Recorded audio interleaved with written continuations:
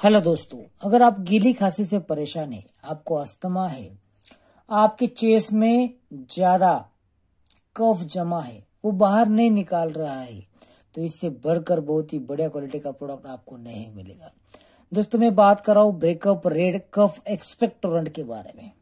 ये बहुत ही बढ़िया क्वालिटी का कफ सिरप है, जिसके इस्तेमाल से आप आसानी से कफ को बाहर निकाल सकते हो, जिससे आपको कोई तकलीफ ना हो। दोस्तों, ये कफ निकालना बहुत आवश्यक होता है। बहुत ही बढ़िया क्वालिटी का ये टॉनिक है, कफ एक्सपेक्टोरेंट है। टर्बिटोलिन, ब्रोमेक्सिन, गुआफेंसिन और मेंथोल से बना है। कॉस्ट भी देखिए बहुत कम है, इसकी कॉस्ट सिर्फ 87 रुपीज। जेनरिक के केमिस्ट से आप इसे खरीद सकते हैं या फिर जेनरिक स्टोर से आप इसे खरीद सकते हैं, ऑनलाइन भी मंगवा सकते हैं। रिजल्ट बेमिसाल है। इसका डोज सिर्फ 5 ml या फिर 7 ml आपको 3 बार लेना है। ये बड़ों के लिए डोज है, बच्चों के लिए हाफ डोज में लेना चाहिए डॉक्टर की सलाह से। धन्यवाद।